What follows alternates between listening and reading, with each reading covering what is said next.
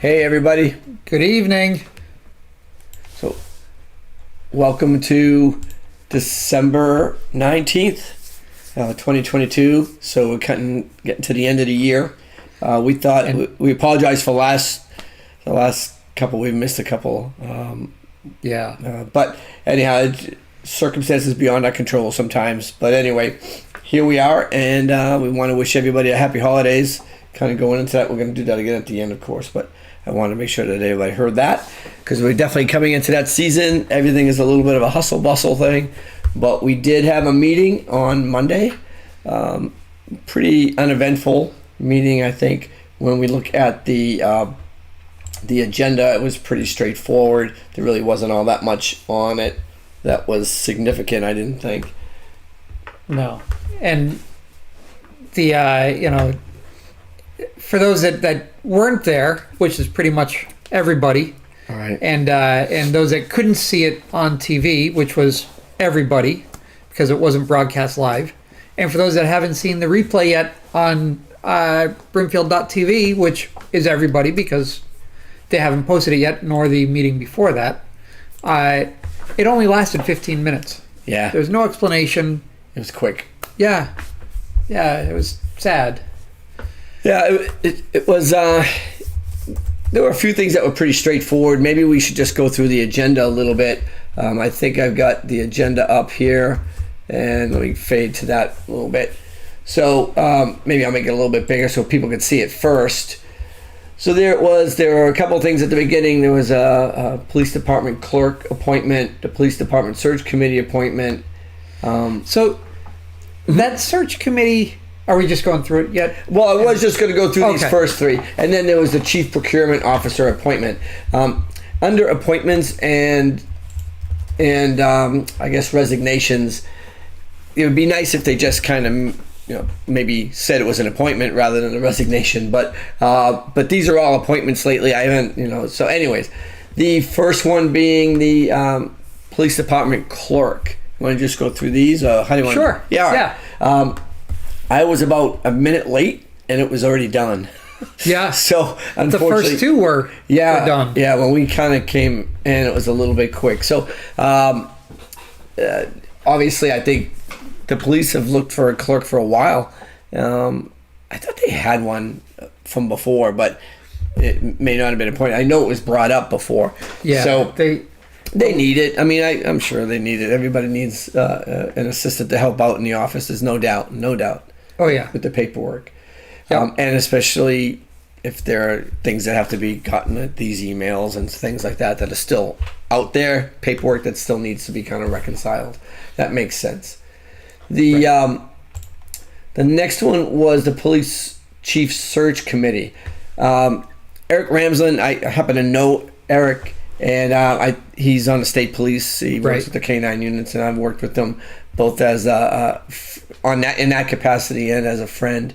Our kids played soccer together for a while, and so we still keep in touch with him. In fact, I saw him over the weekend. So I think, again, having actually police on the search committee can only be a good thing. And I think, again, I didn't see this appointment actually when it was made, what comments were said. Hopefully you'll see it in the video when it comes out. But he'll be a good asset, I think, on that search committee. I did wonder if perhaps we could get the search committee to be listed online, like have them actually, Brimfield Search Committee on the website and who's on it. Because you start to get distracted a little bit. I'm not sure they've had a meeting. I know of a few people that are on it, but I would like to see the concise list, just to see it and see when they meet.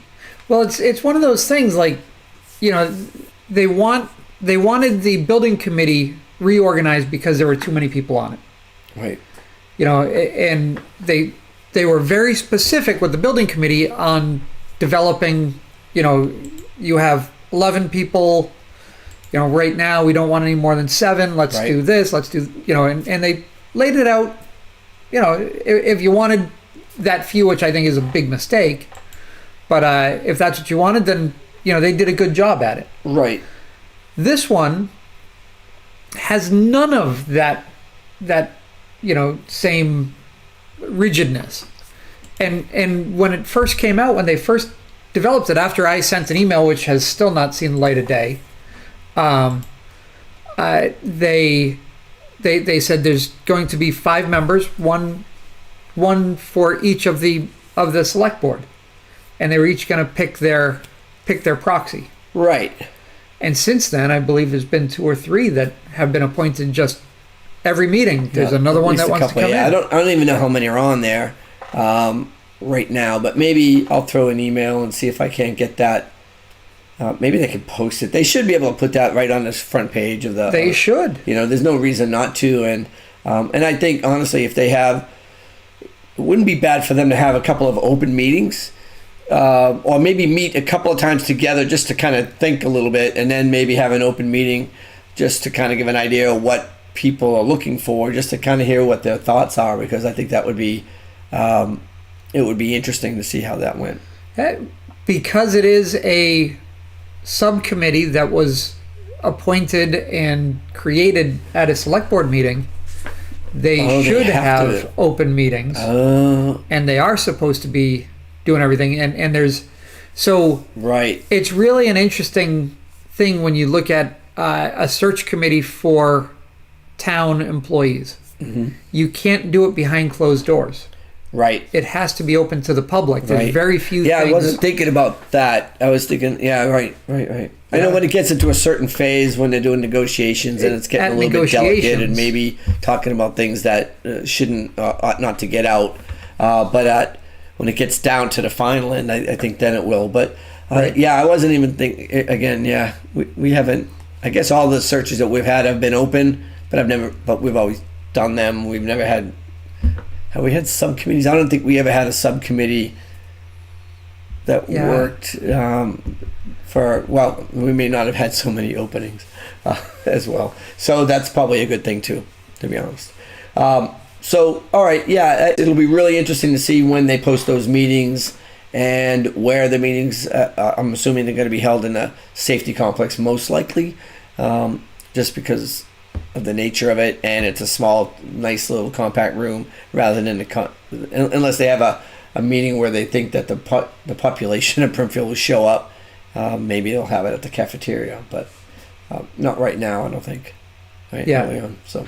Yeah. So it is interesting that Michelle is saying that she was told by the state, or told the state police has a policy that they should not be on any board or committee in the towns, cities they live in. Oh. I've heard that same thing. Okay. All right. So, I've heard, state employees. Yeah. It does get dicey with sometimes what they do. And with this particular one especially, given that it's a police chief. And with all of the stuff we've had going back and forth with the that's an interesting locals, the state, and the sheriff. Interesting thought.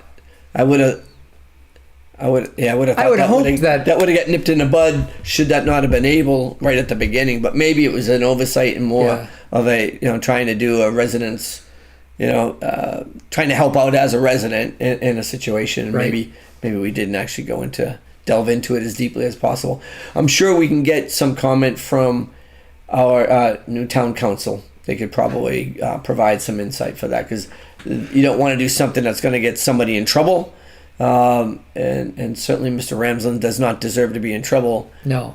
If he's trying to do the right thing and try to help out this committee. And if it's at all possible, I don't know him, but everything I've heard about him is he would be a huge asset to this committee.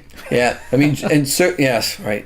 And I don't know if they can participate in the public. If it ends up not being able to have him on the committee, perhaps he could be in the public hearings when things are happening. Yeah. Just because I know he was at the meeting when we talked about the Hamden sheriff and some of those options. We didn't really talk about too many different options. We kind of talked about a couple very blunt options at the time.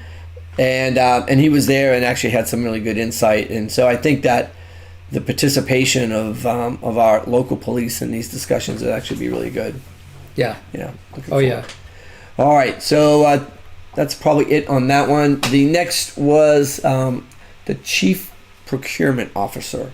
And so that basically, I'm assuming Teresa must have gone through the training to actually have it done at this point. She had been one at her previous position, I gotcha. and she did not want to be one I remember last year I remember with all the funny business going on. She was uncomfortable. Yes.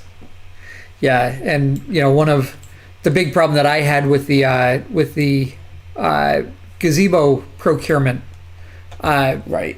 she did not feel comfortable with what was going on, is my understanding. Yeah. No. Right. So yeah, I'm glad we got the gazebo. Yeah, and it looks good. I mean, I like it. Again, sometimes the ends don't always justify the means to get there, but it does look great. And actually, with it decorated, I think they've done a really good job. It looks really, really nice. I do like it a lot. Yeah. Yep. So anyhow, she has now taken that official procurement officer. What that does for people, just so they understand that there are certain things that have to go out to bid for certain expenditures of a municipality. And the procurement officer has to do due diligence to get those bids out there, finalize the bids, bring those bids back to what authority, in this case the select board, and offer those bids, and then the select board should use guidance to pick which one might be better. It might not be the cheapest, it might not be the most expensive, but it should be the better situation for the town. And so anything more on that?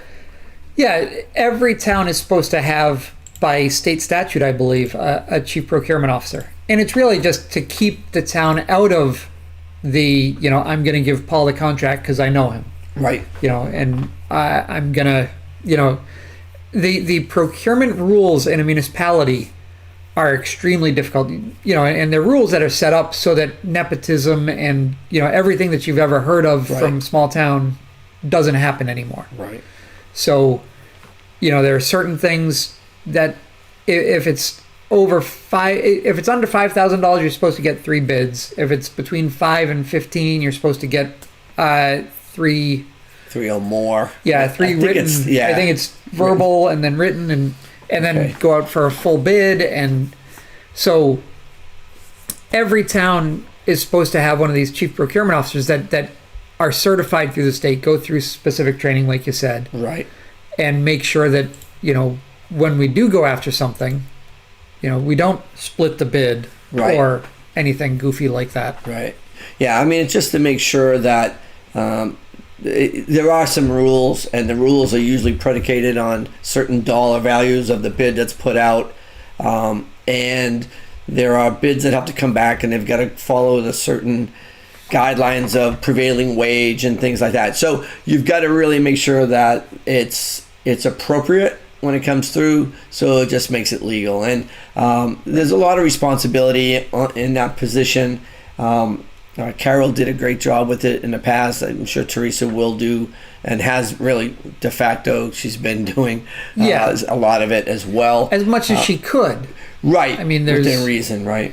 There's, unfortunately, they're strong members of the board, and which is why she didn't want to do it before. Right. My understanding. Right.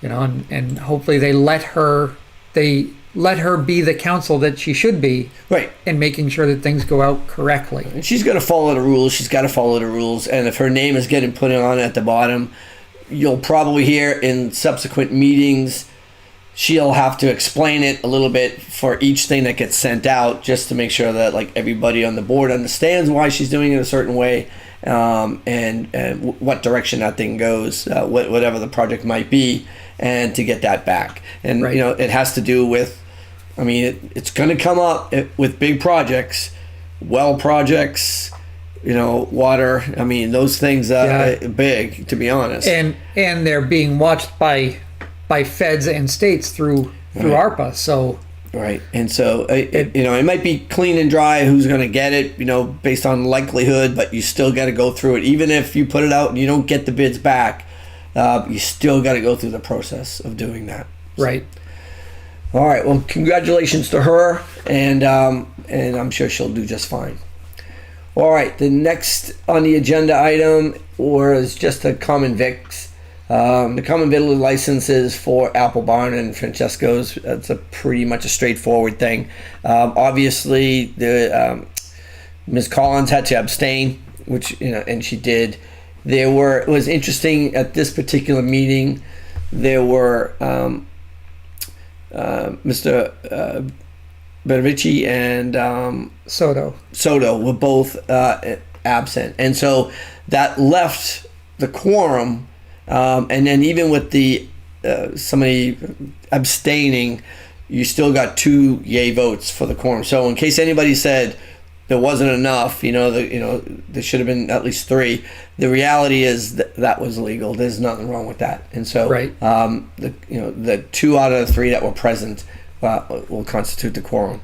And that will constitute a positive vote, I should say. Right. We had that issue when we were on the board. Right. And it was an interesting discussion because I didn't realize that to be the case, and actually on Monday I was questioning that again. Right. Which, I'm glad you were there to tell me I was wrong. But when you have, so you have a board of 5, right? The select board is 5 members. A quorum then is 3. Right. And even if you have someone abstaining, or if you have the full board, but 2 people, or even 3 people abstain, right? Have to abstain, they can. Now the one thing that I do forget now is if the 2 remaining people that can vote, I guess if it's 2 remaining are vote 1 for, 1 against, then it doesn't pass. Correct. Yeah. And can you have just 1 person if say 4 of the 5? I don't think no, I don't think you can. Right. No, I think you need to have, and that would be the rule of necessity, which is an interesting rule. The rule of necessity would just kind of say, all right, I realize that I'm supposed to abstain, but for the sake of the municipality and the best interest of the town, this is the way I'm going to vote. And what you try to do is you make sure that your vote doesn't look like it's helping you in any way, shape, or form. You're just doing what's right. Yeah, and you ought to have that in writing and make sure that happens. And I would probably go and notify legal counsel that it happened, even, to be honest, just so it's so it's written on the record, because you might not know it until you have to take the vote.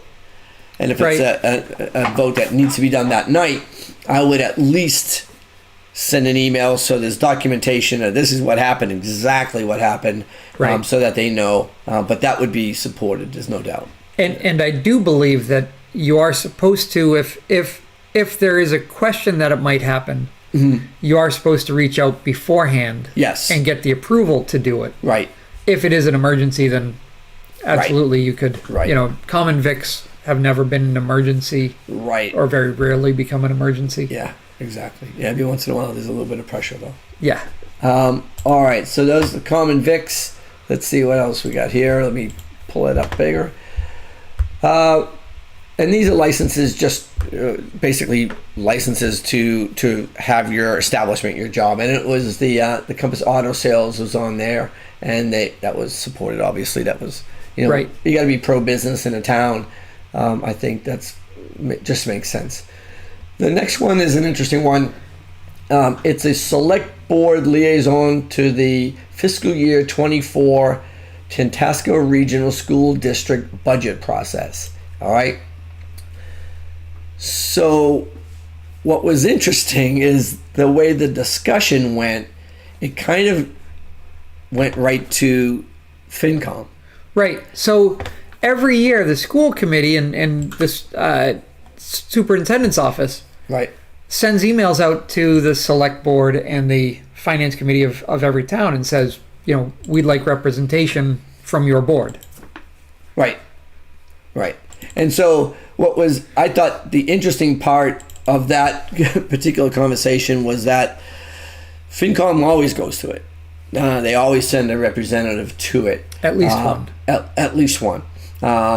Just to kind of make sure that if you look at the budget for Brimfield, the largest section of the budget is clearly the school. Oh yeah. It's like, I want to lie, is it I want to say it's about 6 of the overall 11. million. Yeah. Yeah. It is, and it's amazing how and they do a great job at the school committee. But even at the meetings, the annual town meeting is always funny because the issues with line items, the school goes by and everybody's like, "Yep, that's great." Yeah. And honestly, it is great. That they don't always have to fight for every nickel and dime, but it's a lot of money, and paying attention is very important. And luckily, we've got a great FinCom representation at this meeting. I mean, a $6 million budget line item will go through without a question. Without a But question. a $10,000 HCV or part-time position or Right. something else, we'll spend half an hour on. Yeah, just talking about something raising minimum wages for certain individuals from X to Y. Yeah, it's funny. Yeah, it is kind of funny. The other thing that I thought was funny was that when they were discussing it with representation from FinCom, FinCom assured everybody that, yep, they will be there. They're always participating. They always send somebody. The line item on the agenda was a select board liaison to this meeting. Right. I mean, that's what it said. It didn't say that the select board... Can we see that again? Yeah, let me put that up. I'll put it up so everybody can see it. So it's right in the middle of the thing. I can make it bigger. All right. I like to put Paul on the spot. Yeah, select board liaison to the school budget. So I thought they were going to try to start reinstituting the liaison thing that we had going a year and a half or two back, where somebody on the select board would go to various other committees or boards and then just kind of be the liaison so they could come back and say, select board, this is what they're talking about, this is what they're doing, this is what they're planning, so that they could be better informed.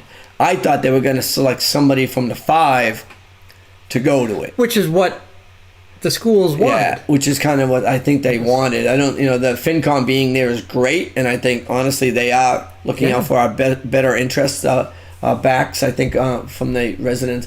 But I guess I didn't know that where that went, it just stopped, and all of a sudden we were at the next agenda item, and I thought that was a loss of an opportunity maybe to start to reach out to these other facets of the town and then generate that community, that communication, to try to say, hey, we want to know what you guys are doing so that we can report back and everybody knows more. If you know more, you question less. And I think that was a mistake. But it was an opportunity lost, in my opinion. Yeah, and Michelle again was saying that the Tantascwa does try to send or asks for a BOS member in most regional school district towns, most in Tantascwa. Yep, so do 5 send towns, Board of Selectmen member. Oh, they do? Yeah. Oh, okay. That's good. Well, these are large item budgets. And, And, it's not just FinCom that's looking at these. I think they give advice and whatnot, but the town has to also vote on it. And the select board ought to know what's going on with the town. So, yeah. All right. So actually, you might want to close that so we. Oh, yeah, so I can see more? Yeah. Yeah. But in the comments, you're forcing me. I'm trying to go straight, Paul. Oh, okay. And the commenters are just trying to make me, get that wheel in the mud. Here we go. And go off. So okay. All right. So I want you to stay calm. Okay. And don't respond to the comments. So let's see, unless they're good. And I don't mind going off, but this is the season to be. I know.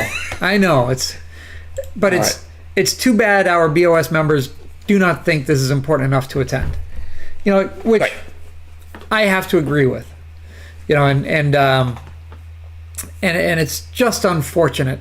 And I guess it just comes down to the title of our show is Brimfield Matters. Right. And boy, I think it does, and I care very much about the town and how it operates, and that's I think why we do this. Yep. And it's just it's tough when you see all this going on, Nobody shows up to the meetings. Nobody is on the internet except for a couple of us who are all on here. Right. Talking about the fact that, it's been a month since they've posted any meeting.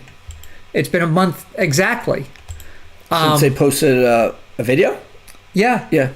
Yeah. The last one was November 21st. Right. And I got to wonder why, quite honestly. Even the one that was at the school the first time was posted immediately. Yeah. Same night. Same night within 2 hours.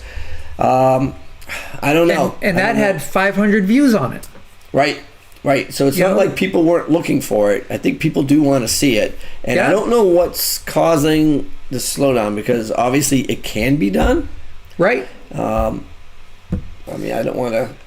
Yeah. I guess I don't want to say conspiracy theory, but you wonder why the hell it's not getting posted up. It just makes no sense to me. No, it doesn't.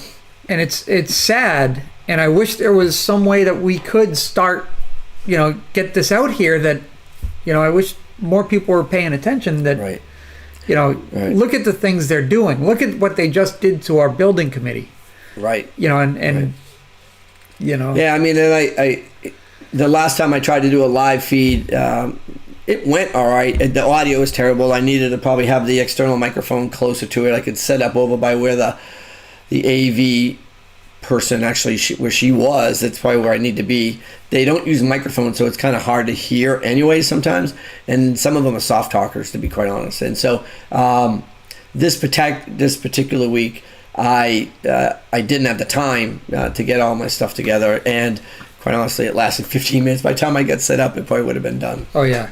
So it was a pretty quick meeting. Yeah, you can't do public access. There's no way to talk to these people. They don't respond to emails. They don't.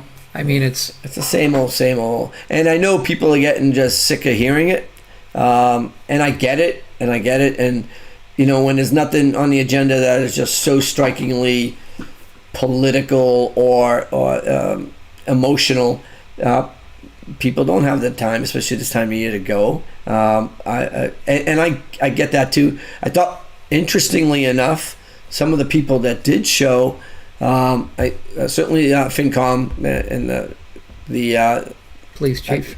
The police chief is right. The acting police chief is there. The veterans officer was there, and Mr. Leamy was there. And actually, that's 2 in a row for Mr. Leamy, which is great. It's good. Again, to readily go to these meetings is outstanding. I think he's probably gone to more now than he did last spring. 2 in a row. But I don't know why they're there at some of these, and perhaps it had to do with the police. If there was a police chief committee discussion. Yeah. Or I don't want to speculate. They were there, and that's great because we want more people to be there. Unfortunately, they couldn't talk either, so at least they didn't have to. So they didn't. There wasn't any opportunity for them to talk either. So, I don't know, but that's the way it was. Yep. Let's see. The next was the addendum to the current lease agreement between the Broomfield Senior Center and the First Congregational Church. So this is basically, I think they were going over the specifics of what was initiated, at least as a conversation a couple weeks back. We totally understand that you got to renegotiate a lease, and that's totally legit. I don't know what the lease negotiations are, but they should probably mention it. You've said negotiation now a couple times. Yes. I don't believe there was any negotiation. I believe it was the addendum to the current lease agreement between Broomfield Senior Center and the First Congregational Church. I don't think anybody actually spoke to them and said, they just got it and signed it. Mid-year, is there any way that we can do 200 versus 300? Or right. I've never heard of a lease, being able, outside of a specific time to go up. Maybe. Yeah, I guess maybe I'm. I think there was when we did negotiate the lease when we were on, because it went back and forth in open session, and I believe it was a 3-year lease, and with notification by 30 days or 60. I can't remember. I don't have it I don't have it right with me. But you could start changing the lease within 30 days of the end of the lease term, which was I think it was 3 years. But regardless, this is the time of year so you had 30 days, and you could start the proposal of changing the lease parameters, which is fine. That's what you should be able to do, right? I know they said a number, but I don't know exactly. I can't remember what that number was. It was $300 more a month. $300 more a month on a lease that is only about, I want to say about $1,000. Right. So it was a substantial. That's a 1/3 raise. Yeah. I mean, and I would like to know what the negotiations were on utilities and things like that. Because I'm assuming things were changing with this addendum, and it'd be nice to see if it was just a flat rate or what they were going to do with that. I mean, it's a good deal. They need it. It's been a good deal. It's been a good place for them to go. They don't have any other opportunity, but it still should be a little bit more open, I think.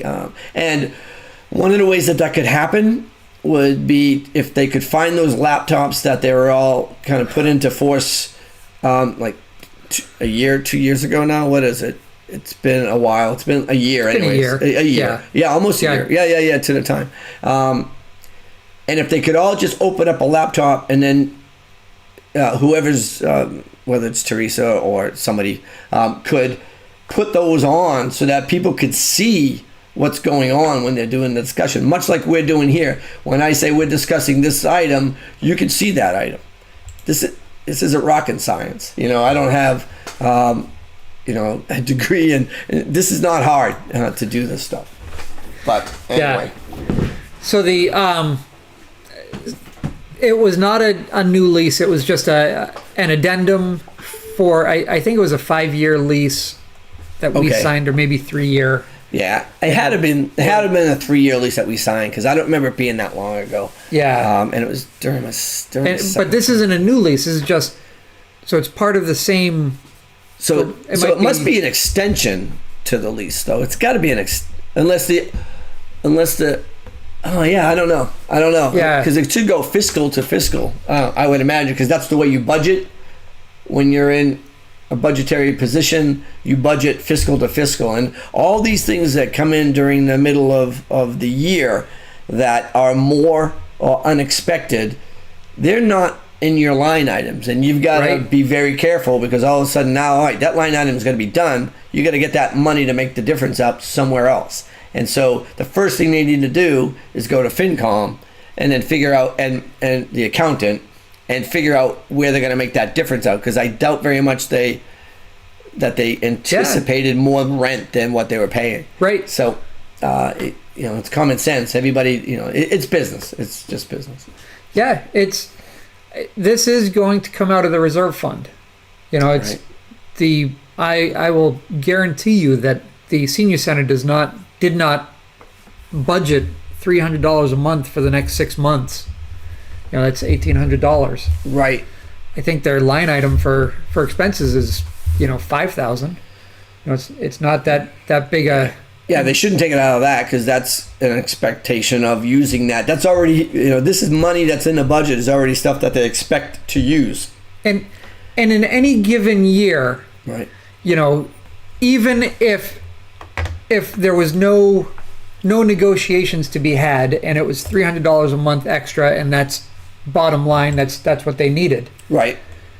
Any other select board would have this discussion, and there wouldn't be these questions, and it wouldn't be like, how is this being paid for? We don't know for sure, because it was never discussed. Right.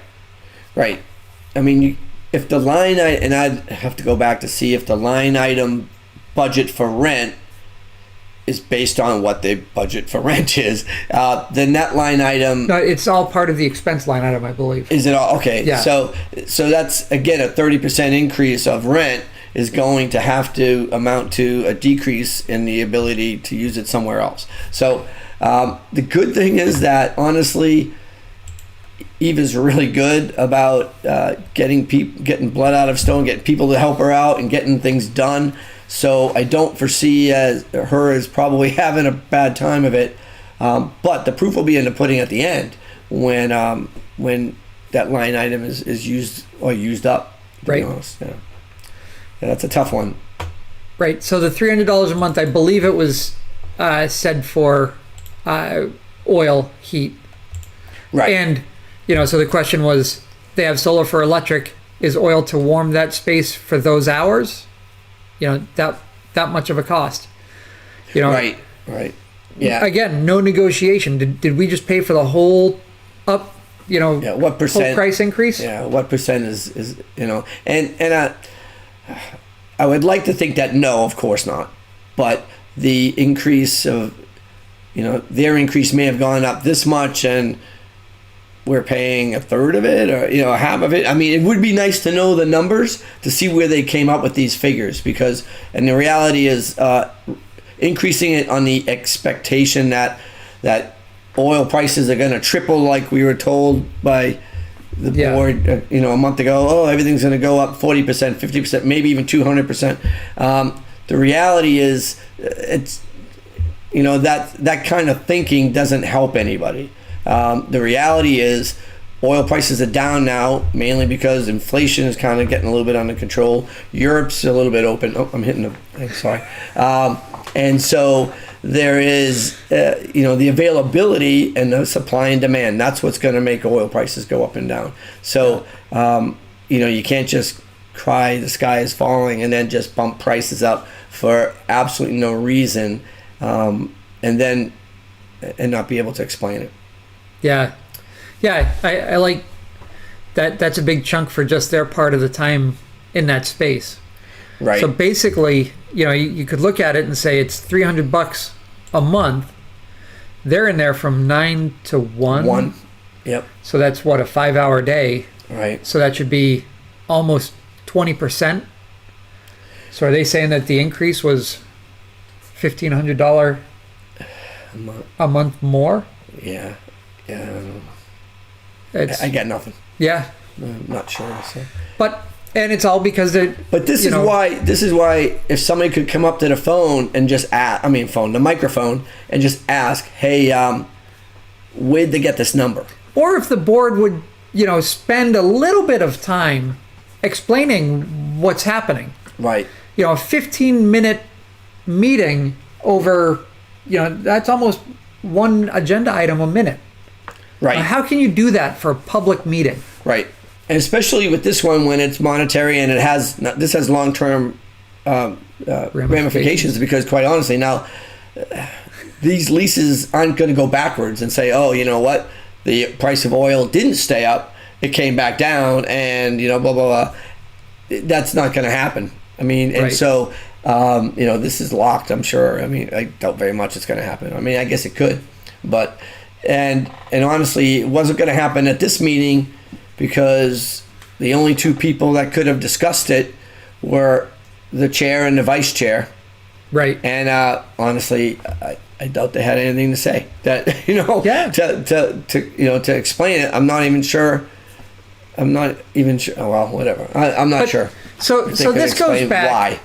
This goes back to when we were on the board. Suzanne wanted to expand the apple barn, and she wanted to build the deck when we were there, and we had to approve the alcohol license. Right. And knowing what it takes to get into to get an alcohol license, we were asking questions about and I believe she took offense to the questions that we were asking. Right. And it was tense, but it was twofold. One of the big things with the alcohol license is you need to have either a fenced off area where no minors could get in, or you need to have an employee there all the time. Right. I remember that. Yeah. So, and that's what the chief had explained, a couple of times we had the alcohol issues at whenever we dealt with liquor licenses for the flea market, Right. and stuff like that, and those were the questions that always had to be asked. We asked the same thing as Suzanne, and it was her first comment was, "I'll do one or the other." Well, that's not what it says. You need to have a plan Right. that we have to approve. Right. So, and it was just one of those things that, Right. I was asking questions, both because they needed to be answered and because we needed to show that this was fully transparent because we're dealing with a member of our board. Right. Yeah, it should go above and beyond. For transparency, and I agree. And honestly, it was a learning experience as well because when you get into liquor licenses on a yearly renewal, it's usually straightforward.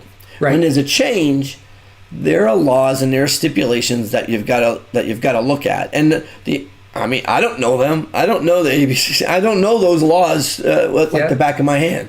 And so, You talk to so the you chief do some police. homework. So what you do is you end up opening the meeting to people who do, right? So you ask, the chief will come up and say, this is blah blah blah. This is what we know, and then the person applying should say, these are the stipulations that we've got to do, and then anybody else who has better knowledge than we would be more than welcome to say, here's my piece. This is what's going on. We do the research in between meetings, and you try to do as much research so you know what you're getting into. At the time, Carol was Carol on? Yeah, Carol. Yeah. So we get a lot of information through the executive assistant, or administrative assistant, or whatever. That position knows a lot, so they got to feed you in and say, okay, these are the legalities of it. As a person on the board, that you should be, throwing yourselves information, just throwing it out there to say, yes, this is what I'm going to do, this is what I'm supposed to do. You would be well above, without taking a front on it, while we're trying to do due diligence. And for this particular thing, to kind of make the analogy and bring it back to this negotiation, they should make the negotiation or the discussion of it a lot more open. Right. And just see why. Why is it? Yeah. Because I'm fine with a price hike, but if it's going to be on the next, is it going to be on the next, term? Is it now just because of this year? Is Right. it because somebody thinks that the oil prices are going to go up 300%? I mean, whose idea is that? I mean, I pay rent and I get rent in my businesses. And the reality is I get contracts. The contracts don't get just changed because the price of gasoline goes up or the price of oil goes up a little bit. That's just the way it goes sometimes. Yeah. Now, if it's crazy, then you negotiate. You come in and say, hey, we got to do something. This is just not what we expected. Then I'm fine with that. But explain it. Yeah. And again, because Mr. Adams is on this board and his wife is the pastor of this church, that addendum should have been explained thoroughly for the public to understand, so that it was all way above board. Yeah. But as with everything that this board decides to do, it just gets kind of done. That's all. Yeah. No discussion. Just let's do it. Right. All right. Let me put up the agenda again. Which, similar to these appointments. I'm glad that Officer Ramsland, is it officer or is it sergeant? Shouldn't put you on that spot like that. Sorry, sergeant. Okay, Trooper Ramsland. There you go. I'm glad he's on there. But for someone, not you or me, all you saw was Eric Ramsland to the police chief search committee. Right. Didn't say who he was. Or no resume. No. Yeah, it was unfair. That should all be. Steve Pfeiffer got, and it's not even on the. So this is funny too, because Steve Pfeiffer was appointed to the building committee. When? That was the first thing we walked in on. That was the first item. It's not on the appointments. Oh. So I think they saw your piece your open meeting violation where it highlighted every single one of their agendas is now, has been edited up to 2 hours before the meeting. Now they're not doing any. I should give them props because the past 2 meeting agendas haven't been revised. Right. But Yeah, that's right. I didn't. Steve Pfeiffer was appointed to the building committee. Can you do that? Nope. Okay. That open meeting violation. Oh God. Okay. So, let me go back. Yeah. So that doesn't really make a lot of sense. All right. So the next agenda item. Yeah. I was going to actually give props about there not being a revision. To be honest, I wasn't even thinking of that. But I didn't even think about Mr. Pfeiffer when when I heard his name. I didn't even see it on there. So, yeah. Oh, well. Yeah, but again, it would have been nice to have him on the agenda, first of all. Okay. And secondly, to explain, why is he going to be of value to the building committee? Right. As with the other members who have applied. Right. And it makes sense. I mean, it makes sense to say this is the value they bring to the meeting and why. Because I think that would only help explain things a little bit. But not having them on the agenda, adding them to the agenda right before the meeting without having it written, I don't think that's as good. I'd rather have the revision, and just at least and just say, well, you should have seen this coming, or just wait till next time, or whatever. But that was, that didn't even dawn on me, actually. Now that I look at that. Now it does. Oh, well. All right, so let's go to the next item, which is the Community Compact IT grant in the amount of $46,000.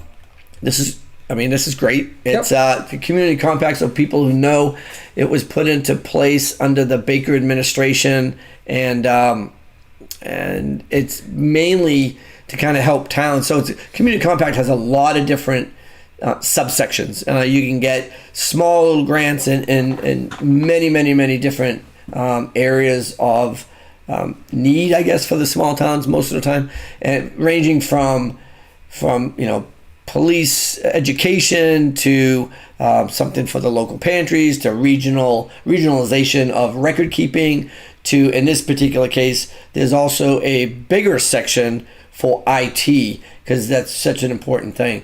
And the IT grant program is one that we've actually gotten a pretty good amount of money over the last few years. And that allowed us to get fiber. It allowed us to get new servers. It allowed us to get fiber down to the safety complex. Just a lot of things. I mean, hundreds of thousands of dollars. Yeah. And this is just another iteration of those program monies that are available. And this is supposed to put security cameras in the safety complex. Right.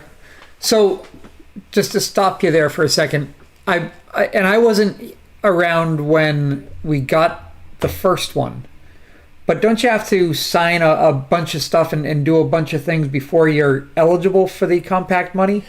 You have to put in, what we ended up getting is a real small grant to look at where our weaknesses were as a town. And then we took that weakness list, basically, and the next year we put it into a grant. So we had to fill out needs and fill out a whole grant request. So yeah, there was a lot of paperwork to do. And so, again, we have been cast a few times as not doing much, but I believe you did most of that work, and you, for the first number of years, that all the fiber stuff was all you. Yeah, I mean, it was. Yeah, no. We worked really closely with Tintasco. They were really helpful. At the time, they were strapped, and they knew, and they had, we had discussed holes in our system. They're just too numerous to even iterate here to kind of list them out here, to be honest. But that was, it took a lot. To get quotes, and they got back with quotes, but yeah, I mean, I guess putting it together takes time. It's not over the top as far as what you need to get. You just need to get your data right. You need to get the quotes right. You need to be working with other people to kind of put it all together. Yeah. So yeah, I think it was, I want to say it was 130 or something like that at the beginning. And then we got another 30 for fiber. And it was, And I shouldn't say that it was all you. It wasn't. No, Steve Rich and Greg. I would say Steve probably just because he was there more times on the other end of an email when I sent it to him. He was there. And I know when I did the data center, that was all Steve. And Steve did amazing. And I believe he did the same thing for this, for the other, for these cameras. I think he did all the specs and all the talking to all the vendors, and so our IT services through Tantasqua have been totally agree. I think and what they've done there is he's unfortunate. Extremely well. Okay. So they were extremely helpful in doing a number of things. Tantasqua IT has been great to us, and honestly, at a pittance compared to what the costs are going to be outside. But they worked with trying to get the specs for these grants, which is great. When we looked at the safety complex, Steve, Greg, and I looked at some things and found that they had kind of forgotten about a lot of things IT related. So we had a couple of really, really important last minute meetings. Zoom, well, it was Zoom before the Zoom, I guess, because we just had phone calls, like group conference calls, to make sure that we got more data ports put in, and we had a closet for the server and all these kind of things. But they worked a ton on getting that done. And I wouldn't say necessarily that they were forgotten, but it's one more example of they weren't the that wasn't the highest priority item for the public safety complex. And because of the multiple failures at town meetings to get any sort of project approved, they redlined everything that was not imperative. Right. No, I get it. Yeah, it was more of an oversight than anything else. And once it was brought to everybody's attention, it was clear that everybody just kind of hit themselves in the forehead and said, okay, of course we got to do this. But the good thing is that they budgeted for that. They had the leeway to let that happen, and they had the communication with the engineers and the communication with the architects and the communication with the engineers, builders and whatnot, and the IT engineers to get it done, and they got it done. They worked really well together, that group, really well. Oh yeah, I was impressed. And so this is another grant that I believe Tantasqua IT put in to get this situated, and I do believe that they put a lot of effort in to make that happen. So that's great. Anything that we can do to save the town is a big positive. Absolutely. Yeah. Yep. All right. Let me cut to this again. Let's see. What do we got? Discharge of lien at 5 Washington Road in Munson. Okay. So people are gonna say, well, what the heck does this have to do with anything that we do? So the Pioneer Valley Planning Commission has certain funds that are available to persons in need, and those funds are generally, to try to fix a leaky roof, maybe give you potable water, septic, whatever. Some of these funds for people that are strapped and apply for it, and then they get selected for it. The towns that are involved are kind of grouped together a little bit, so that money is often looked at, and then they take whoever needs it the most is what they do, and they divvy it up. The Pioneer Valley Planning Commission will have meetings and discuss these things with several of the towns surrounding. Now, what that means is that they get funded, say, to put, let's just say, to put a new roof, and you live on X Road in Brimfield, and you put a new roof on. The the stipulation of it is that you live in that house for a number of years. I want to say it's 15. Yeah, I think you're right. But but again, I think it's 15 years minimum. If you sell your house after say 5 years, and you got the benefit of having a new roof put on it, that's okay to do. You just have to pay it back. So Right. there is a lien on the house that goes away after X amount of years, which I think is 15. I think But that lien stays on the house if it's for, during that interval. So if you sell the house or the property gets sold, then you're obligated to pay back those monies back to the Pioneer Valley Planning Commission. That's Right. the way I understand it. right. All right.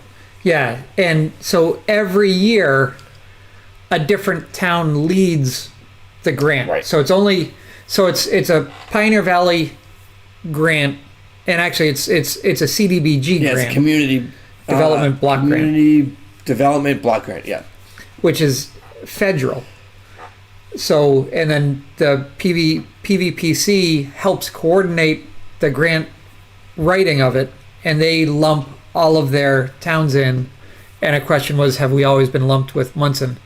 No, I don't think we have. No, I mean the ones that I've done have been with Wales and Holland. Yeah. But so I think a long time ago, over 15 years ago, this may be a long-standing. Yeah, and before our time. So. and we've been kicked out now too.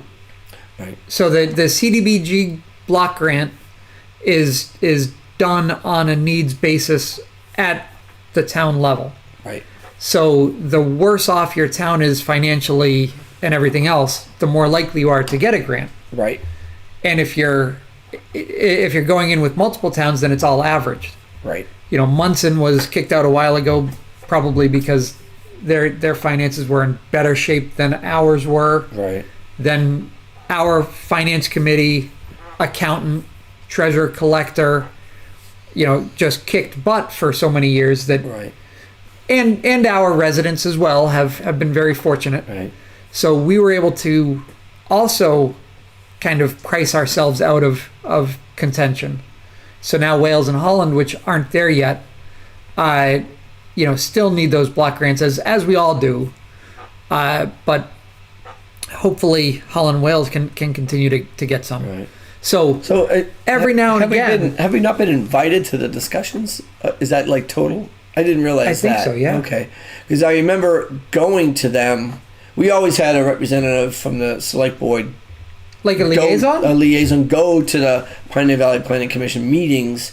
I did it for a couple of years. Ryan did it. Ryan did it for a couple of years, and then I think it kind of that's probably when it stopped.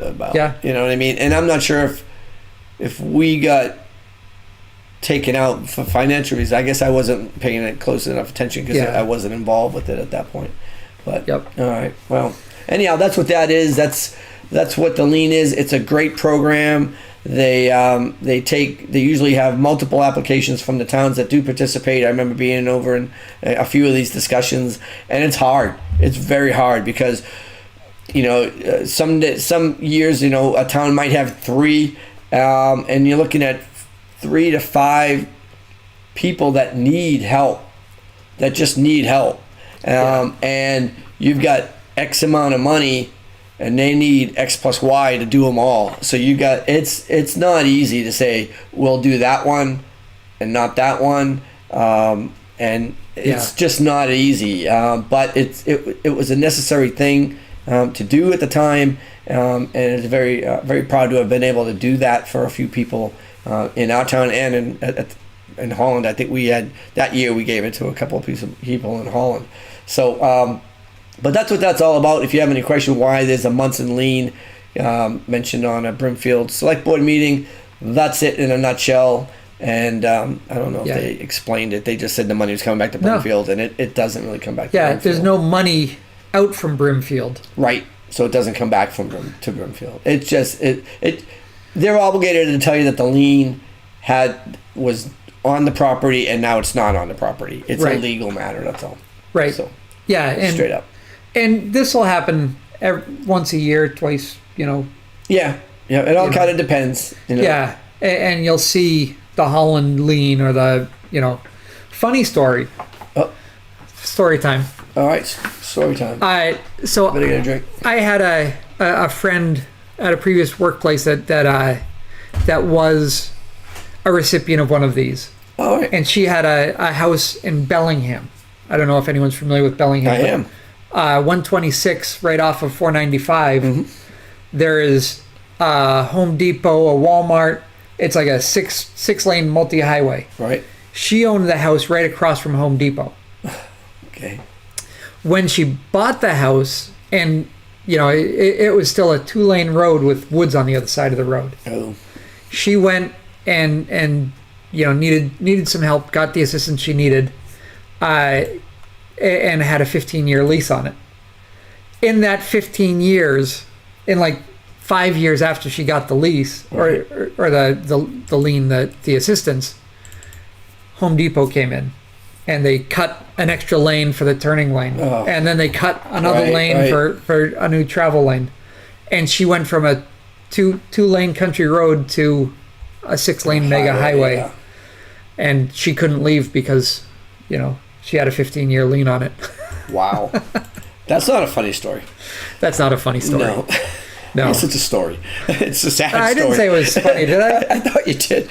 But it is, yeah, it's ironic. It's kind of a shame. Yeah. But it's not totally uncommon. And obviously, that probably won't ever happen in Holland, Wales, Brimfield, Munson. True. It was just a very bad location. Yeah, it's just bad situation, bad karma. All right, let's see what we got next. So discharge of lien, old business. The public water supply update. Yeah. Unless people want to see Paul squint. Nope. So the public water supply update. It was an interesting beginning because basically we have heard that the water usage over by the safety complex and out of that well was higher than usual. They found a running toilet, and then they did, I don't know. They did a lot of other studies with engineering and looking at the well pump, looking at things, which I thought they've already done.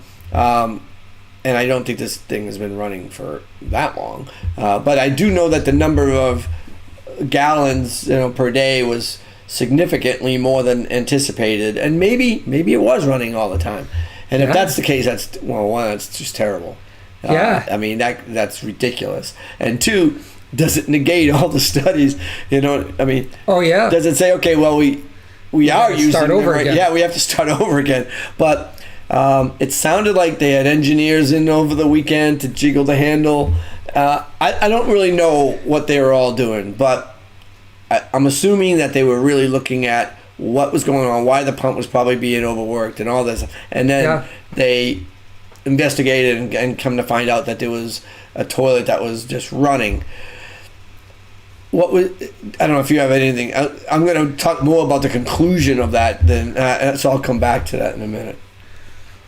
Okay. Well, yeah, it really flummoxed me that supposedly this toilet has been running nonstop for months. I think that's and like kind of somebody what they just said, janitor issues. Well, yeah, maybe. I mean, I don't know where this toilet was, like how often, but one should inspect everything once in a while. I would think that a janitor in a school would be cleaning most of the bathrooms most of every day. Right. And running toilet, you hear it as soon as you come in, open the door, something's going on.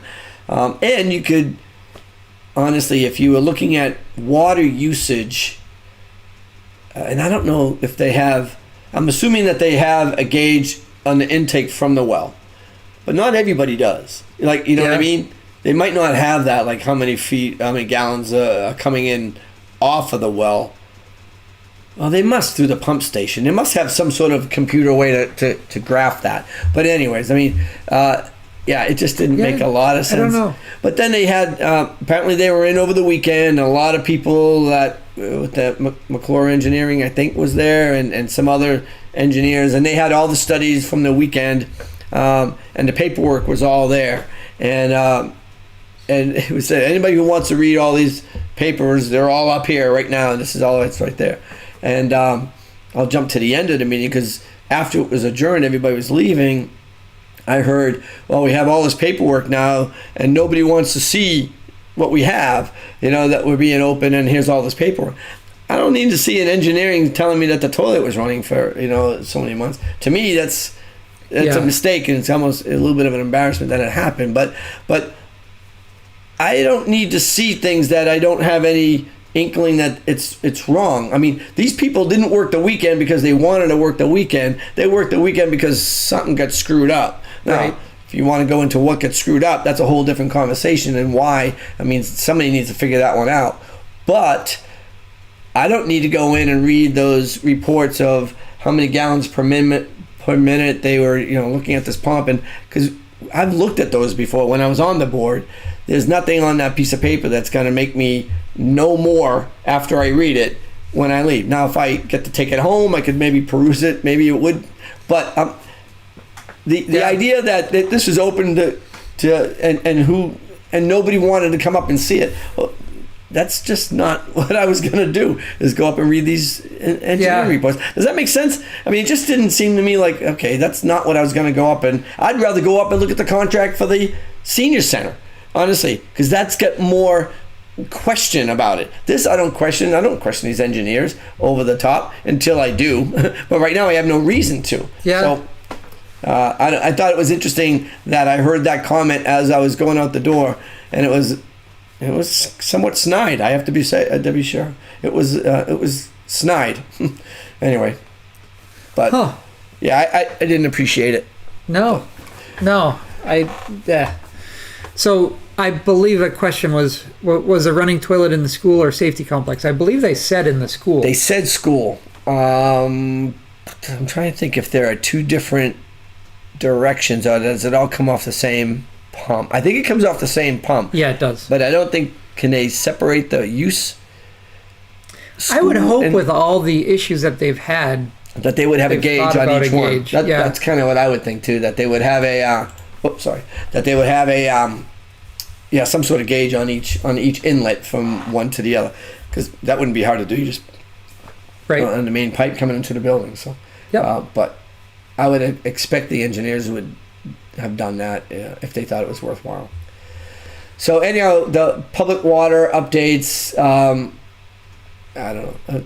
This is just a topic that right now, without knowing what you're doing with the town, the buildings in town, the town water thing this may be a no-brainer, especially if they find out that the toilet was running and there's enough water and the safety complex and the school are just well maintained with what they have, that we could be done. Yeah.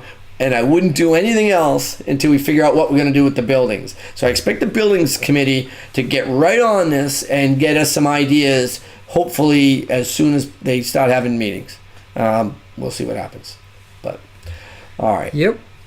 What? Let's see oh God, sorry, double click. Oh, okay. This is to consider the voting by mail and opting in or out of the early voting for the 2023 municipal town elections. So, and I believe this one, the town can opt to have vote by mail and early voting for municipal elections. right, The state has said that you've got to have both of those things for all the state elections. right, But when we have town, our town selectmen elections and all that, right, that we don't, by default, you have to do it. And this is a hearing to see if the town wants to do it, which is costing more money. right. But so we would have to vote to not allow it or to not go forward with it. Yeah, I don't know how they're going to have to be very, very particular on how the wording goes, but basically the town's going to have the option to say, we're not going to do early mail-in and we're not going to do early voting. And what's and this will be brought up. This is a public hearing to discuss it. So, I mean, I guess we don't necessarily need to have discussed it in this particular meeting, but it, it may have been good to have it kind of explained a little bit more than that, because right now, Explain a little more than what? than it was, and well, it was stated, I guess. So, but more than what we just said, even. So, I'm sure that our town clerk is putting this forward because they're, sometimes on these early voting days, it's very hard to put people in the area where the voting happens. The early voting by mail or the mail-in voting. Absentee mailing will happen. I think that's not on this debate, but the early voting by mail kind of thing is what. And they said, I don't think they got that many. That made it significant. Now I don't know what that many is, quote unquote, but she'll be able to. The position of the town clerk will be able to announce it and explain it a little bit more at this hearing. The hearing is on February 13th. And so February is not usually an easy month for anybody. It's gray, cold, wet, snowy sometimes. It's not an easy one. I don't know if it's February vacation for the kids. I think it's the week after February vacation. Oh. I mean, February vacation is the week after, I think. So Yeah. It'll be at the select board meeting at the 6 o'clock point of the select board meeting. And the thought is that it's not going to take very long to get this point across and answer. I am sure this is a public hearing. They have to have public access. So I don't know how long that will go for people. I mean, how much people are going to argue for early voting or early mail-in voting. Yeah. So I don't know. I could see it both ways. It'll probably be the Disability Commission might have something to say about it. But I don't know. Yeah. I don't have a strong feeling one way or the other. I like people being able to vote. I like the voting to be as open and easily done as possible. But I also understand the clerk's position about people power in the areas. It's just very hard to get people to be there for all the hours that you're mandated to be there. Yep. So I don't know. People have to think about that a little bit. So that's February 13th at 6 o'clock at the very beginning of the select board meeting. So that's that. Yeah. All right. Well, not too bad. We went over an hour. I didn't think we'd even have an hour of stuff, to be honest. I know. We went almost 5 times longer than the meeting itself went the other night. But so I guess that's it, really. Hopefully we explained some things. Yeah, I'm hoping that. I agree. I'm hoping that it helped a little bit. We do have a question, which I don't know the answer to. Is the public hearing a voting opportunity from the community or just notifying the public? It will be a hearing, so there'll be public discussion. Right. I don't know who votes for it. It's not. I think it goes. I think it's a select board. Yeah. I think it might. I think it might be the select board. Yeah. Yeah. So I'm sure they'll listen to all of us equally and come up with a very democratic answer. Yeah. Yeah. We'll see. Yeah, I'm pretty sure that's what it is because I think that's what it was last time. I think we voted on it last time. Again, have your voice heard and pay attention so that you know. And then I don't think, well, it shouldn't be voted on that night by the select board. I think this is a public hearing, and I think it shouldn't be an agenda item for that same night. Like they would make a response from the hip, just based on that. I think it should kind of back off a little bit and then listen to people who maybe weren't able to go to the hearing that might have something to say by writing into the select board office or whatever to have their voice heard. So, but I can neither deny nor confirm any of that. Right. When it will get done. I would think that they would wait till next spring to make that decision, or even just 1 or 2 meetings after. Yeah. Just something to see. I don't think it needs to go to town meeting, does it? No, probably not. Yeah. No, I'm pretty sure it is a selectman who choose. That's kind of what I thought too. All right. But it should be after a public hearing. All right. All right. All right. I think that's it. Yeah. We'd like to take this moment and wish everybody, the people in the town of Brimfield, people that work in the town of Brimfield, friends and family, a very merry holiday, a very safe and happy holidays.